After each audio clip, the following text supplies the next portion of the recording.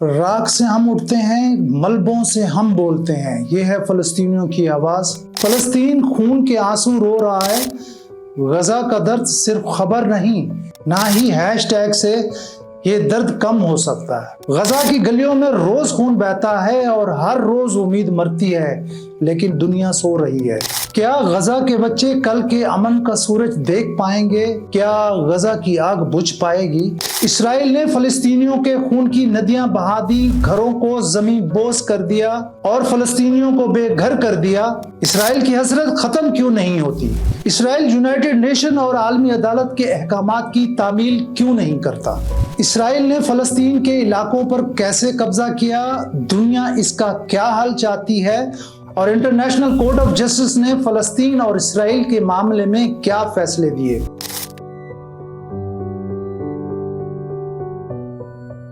Hello دوستو، اسرائیل اور فلسطین کے درمیان جاری تنازع دنیا کے طویل ترین اور پرتشدد تنازعات میں سے ایک ہے۔ اسرائیل نے ویسٹ بینک، غزہ کی پٹی اور یروشلم پر اپنا قبضہ جما رکھا ہے اور فلسطینیوں کو ان کے حق خود ارادیت سے محروم کر رکھا ہے۔ امریکہ اور اسرائیل کے علاوہ یونائیٹڈ نیشن اور بین الاقوامی برادری فلسطین کے دو ریاستی حل پر متفق ہیں، لیکن اسرائیل اس کو تسلیم کرنے پر رضامند نہیں۔ 2004 میں انٹرنیشنل کورٹ آف جسٹس نے طے کیا کہ وال بیریئر کی تعمیر فلسطینیوں کے حق خود ارادیت کے خلاف ہے۔ جنوبی افریقہ نے انٹرنیشنل کورٹ آف جسٹس میں جینوسائیڈ یعنی فلسطینیوں کی نسل کشی کے حوالے سے ایک کمپلینٹ دائر کی اور جنگ بندی کا مطالبہ کیا۔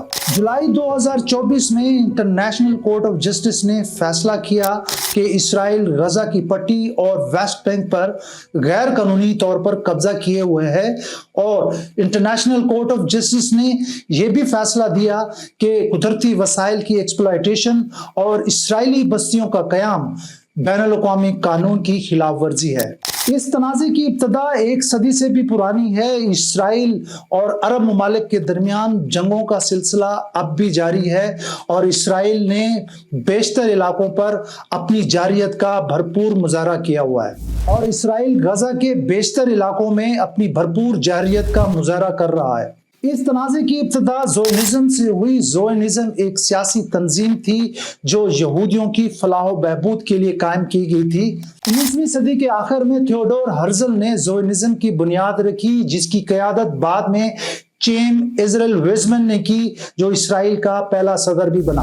اس زیونزم تنظیم کا مقصد فلسطین کی کلونائزیشن کے ذریعے یہودیوں کو آباد کرنا تھا، اور اس کے نتیجے میں 1882 میں عثمانی فلسطین میں پہلی بار یہودیوں نے اپنی آمد شروع کی۔ زیونزم تحریک نے 1917 میں برطانیہ کے جاری کردہ اعلامیہ بیلفور ڈکلریشن میں سامراجی طاقت کی ایک حمایت حاصل کی، جس میں فلسطین کو ایک یہودی ریاست کے طور پر دینے کا وعدہ کیا گیا تھا۔ فلسطین میں یہودی رہنماؤں نے برطانوی حکومت کے خاتمے سے قبل اسرائیل کے نام سے ایک آزاد ریاست کا اعلان کر دیا، اور 14 مئی 1948 کو اسرائیل کی بنیاد رکھی گئی۔ 11 مئی 1949 کو اقوام متحدہ کی جنرل اسمبلی نے ایک قرارداد 273 منظور کی، جس میں اسرائیل کو اقوام متحدہ کی رکنیت میں شامل کیا گیا۔ اس طرح اسرائیل اقوام متحدہ کا 59واں ممبر بن گیا۔ اس وقت انسانی حقوق اور صحافیوں کی اکثریت کا خیال ہے کہ اسرائیل ایک بدمعاش قوم ہے اور اسے اقوام متحدہ سے نکالا جائے۔ عیسائی ملکیت والے اخبار فلسطین نے 18 جون 1936 کو اپنی اخبار میں ایک تصویر شائع کی، جس میں انہوں نے زائونزم کو ایک مگرمچھ کے طور پر دکھایا، جس کی حفاظت برطانوی افسر نے کی ہوئی ہے، اور فلسطینیوں کو کہا کہ تم ڈرو مت، میں تمہیں سکون سے نگل جاؤں گا۔ اور آج اسرائیلیوں نے فلسطینیوں کو پوری طرح نگل لیا ہے۔ 29 نومبر 1947 کو اقوام متحدہ کی جنرل اسمبلی نے ایک قرارداد 181 منظور کی، جس کے مطابق فلسطین کو ایک عرب ریاست، اسرائیل کو ایک یہودی ریاست اور یروشلم شہر کو ایک الگ وجود کے طور پر تقسیم کرنے کی سفارش کی گئی۔ اس قرارداد کے حق میں 33 ممبرز ممالک نے ووٹ دیا، 13 نے اس قرارداد کی مخالفت کی اور 10 ممبرز ممالک غیر حاضر رہے۔ ज़ोनिस्ट ने इस तकसीम को कबूल किया, लेकिन अरब ममालिक और फ़लस्तीनियों ने इस तकसीम की मुखालफत की और इस तजवीज़ को मुस्तरद कर दिया। इसराइल ने आज़ादी का ऐलान करने के फ़ौरन बाद 1948 में फ़लस्तीन में जंग शुरू कर दी, जिसे अरबी में नकबा का नाम दिया जाता है। नकबा का मतलब तबाही है। 1948 की इस जंग में इसराइल ने फ़लस्तीनियों को नकल मकानी करने पर मजबूर कर दिया। इस जंग के नतीजे में तकरीबन 7.5 लाख फ़लस्तीनी, जो फ़लस्तीन की आबादी का 80% बनते हैं, उन्हें इसराइली फोर्सेस ने बेदखल किया। 11 शहर, 500 देहात तबाह किए और 15,000 के करीब फ़लस्तीनी मारे गए। ये जंग 15 मई 1948 को शुरू हुई और तकरीबन 1 साल के ज़ायद अरसे के बाद 20 जुलाई 1949 को ख़त्म हुई। इस तबाही और कत्ल गारत के नतीजे में इसराइल, लबनान, शाम और उर्दन के दरमियान 1949 में आर्मिटिस एग्रीमेंट यानी जंग बंदी का एक मुआहदा किया गया। इसके नतीजे में गजा की पट्टी मिस्र और वेस्ट बैंक उर्दन को वापस कर दिया। इस 1948 की जंग के इख्तिताम पर इसराइल का फ़लस्तीन के बेशतर इलाकों पर कब्जा कायम हो चुका था। 1950 में इसराइल ने लॉ ऑफ रिटर्न यानी वापसी का कानून बनाया, जिसके तहत यहूदियों को वहां का शहरी बनने और वोट कास्ट करने का भी हक दिया गया। 1967 में अरब इसराइल जंग को 6 डे वॉर भी कहा जाता है। ये जंग इसराइल, मिस्र, शाम और उर्दन के दरमियान हुई। ये जंग उस वक्त शुरू हुई जब इसराइल को मिस्र और शाम के हमले के खौफ से मिस्र की फिजाया पर हमला किया। इस लड़ाई के इख्तिताम पर इसराइल ने वेस्ट बैंक, गजा की पट्टी और यरूशलेम पर अपना कब्जा कर लिया, जो कि दुनिया का तवील तरीन फौजी कब्जा है, जो कि आज भी जारी है। मिस्री सदर मोहम्मद अनवर असादात और शाम के सदर हाफिज अल असद, जो दोनों अपने ममालिक के फौजी अफसर भी थे, उन्होंने 6 अक्टूबर 1973 को यहूदियों के मुकद्दस यौम कपूर पर इसराइलियों पर हमला कर दिया। इस लड़ाई के नतीजे में तकरीबन 2800 के करीब इसराइली मारे गए, लेकिन अरबियों की तादाद इससे कहीं ज्यादा थी। कहा जाता है कि तकरीबन 8,000 के करीब शामी और मिस्री मारे गए। बाज का तखमीना यह भी है कि तकरीबन 18,000 से जायद लोग हलाक हुए। इसराइल ने वेस्ट बैंक वॉल बैरियर की तामीर करके फलस्तीनियों की नकलो हरकत को महदूद कर दिया है। गजा में मुसलसल इसराइली कंट्रोल की वजह से फलस्तीनियों को खुराक और पानी जैसे बुनियादी मसाइल का सामना है, जिसे अक़वाम मुत्तहिदा गैर कानूनी करार देती है। इसराइल अब पूरे यरूशलेम को अपना दारुल हुकूमत करार देता है और उसका ये भी कहना है कि यरूशलेम को तकसीम नहीं किया जा सकता। मशरकी यरूशलेम की ज्यादातर आबादी फलस्तीनी है, इसलिए फलस्तीनी मशरकी यरूशलेम को अपनी रियासत फलस्तीन का दारुल हुकूमत करार देते हैं। यरूशलेम में मुकद्दस मकामात मस्जिद अक्सा और हरम शरीफ और यहूदियों के लिए टेम्पल माउंट इसराइल और फलस्तीनी तनाज़े का अहम मरकज हैं, और फलस्तीनी इसराइल के इस मुकद्दस मकामात के कंट्रोल पर अपने खदशात का इजहार करते हैं। बाज़ फलस्तीनी वकला बयानात देते हुए इल्जामात लगाते हैं कि वेस्टर्न वॉल टनल इसलिए खोले गए थे ताकि मस्जिद अक्सा को डिमोलिश किया जा सके।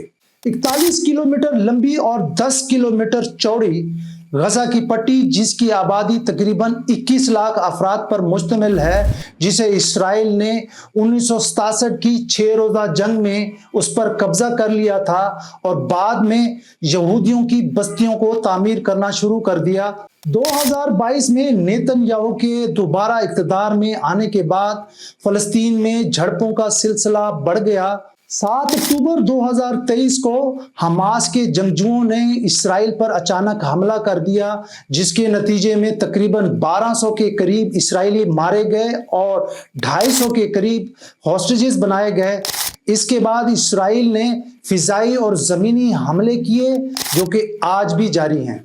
हमास की ज़ेर इंतज़ाम वजारत सेहत के मुताबिक 46,700 से ज़ायद अफराद हलाक हो चुके हैं, जिनमें ज़्यादातर ख़वातीन और बच्चे हैं। मीडिया रिपोर्ट्स में कुछ का कहना है कि 50,000, जबकि कुछ और का कहना है कि 62,000 से ज़ायद लोग मारे जा चुके हैं। इन इसराइली हमलों की वजह से फलस्तीनियों के पास न खाने को खुराक है और ना ही पीने को पानी। غزہ کی زمین ملبے کا ڈھیر بن چکی ہے۔ اسرائیل کے اس وحشیانہ قتل پر اقوام متحدہ کے انسانی ہمدردی کے اداروں نے اس انسانی تباہی کو ختم کرنے کا مطالبہ کیا ہے۔ غزہ میں اسرائیلی یہودیوں کی بستی کے قیام کے عمل کو بین الاقوامی برادری غیر قانونی قرار دیتی ہے، لیکن اسرائیل اس سے اختلاف کرتا ہے۔ 2023 تک ویسٹ بینک میں 5 لاکھ اور مشرقی یروشلم میں تقریباً 2 لاکھ کے قریب اسرائیلی آباد ہوئے اور تقریباً 13,000 بستیاں قائم کی گئی، جس کی وجہ سے آج فلسطینی پناہ گزین بن کر رہ گئے ہیں۔ غزہ کی وزارت صحت کے مطابق 8 اپریل 2025 تک 52,000 سے زائد لوگ مارے جا چکے ہیں، جس میں 80% تک عام شہری، بچے اور خواتین شامل ہیں، اور زخمیوں کی تعداد تقریباً 1 لاکھ سے بھی زیادہ بتائی جاتی ہے۔ اور یہ بھی خدشہ ظاہر کیا ہے کہ ملبے تلے ابھی بھی ہزاروں لاشیں مل سکتی ہیں۔ 7 اکتوبر 2023 سے تقریباً غزہ میں 232 سے زائد صحافی اپنی ڈیوٹی فرائض انجام دیتے ہوئے مارے گئے۔ فلسطینی وزارت صحت اور اقوام متحدہ کے مطابق 100 سے زائد ڈاکٹرز اور طبی عملے کے ارکان مارے جا چکے ہیں اور ہسپتالوں کو بھی ڈیمولش کیا جا رہا ہے۔ عرب پیس انیشیٹو، جسے سعودی انیشیٹو کا نام بھی دیا جاتا ہے، جسے سعودی عرب کے ولی عہد عبداللہ نے 2002 میں بیروت اور 2007 میں ریاض میں تجویز کیا۔ اس انیشیٹو کو فلسطین کے یاسر عرفات اور ان کے بعد ان کے جانشین محمود عباس نے اس تجویز کی حمایت کی، لیکن اسرائیل کے ایریل شیرون نے اسے نان سٹارٹر کے طور پر مسترد کر دیا۔ 2015 میں نیتن یاہو نے اس کی عارضی طور پر حمایت کی، لیکن 2018 میں اسے مستقل طور پر مسترد کر دیا۔ 29 دسمبر 2023 کو جنوبی افریقہ کے سفیر ووزی میڈونسیلا نے ایک کمپلینٹ جینوسائیڈ کے حوالے سے انٹرنیشنل کورٹ آف جسٹس میں دائر کی اور جنگ بندی کا مطالبہ کیا۔ The evidence at this stage indicates grave violence and genocidal acts against the Palestinians in Gaza, in flagrant contravention of the Genocide Convention and in breach of their rights. South Africa has come to this court to prevent genocide and to do so in the discharge of the international obligation that rests on South Africa and all other states under the convention. Genocide کا مطلب ہے کہ کسی قوم یا نسل کو زیادہ تعداد میں جان بوجھ کر قتل کرنا تاکہ وہ نسل سرے سے ہی ختم ہو جائے۔ جولائی 2024 میں انٹرنیشنل کورٹ آف جسٹس نے فیصلہ دیا کہ اسرائیل 1967 سے غزہ اور ویسٹ بینک پر غیر قانونی طور پر قبضہ کیے ہوئے ہے۔ انٹرنیشنل کورٹ آف جسٹس نے یہ بھی طے کیا کہ قدرتی وسائل کی ایکسپلائٹیشن اور اسرائیلی بستیوں کا قیام بین الاقوامی قوانین کی خلاف ورزی ہے۔ نومبر 2024 میں عدالت نے اسرائیلی وزیر اعظم نیتن یاہو اور اسرائیل کے وزیر دفاع یوآف گیلنٹ کے جنگی جرائم کے الزامات کے حوالے سے وارنٹ گرفتاری جاری کیے۔ جنوری 2025 میں تقریباً 15 ماہ کی جنگ کے بعد اسرائیل اور حماس نے ایک دوسرے کے قیدیوں کو رہا کرنے کا معاہدہ کیا۔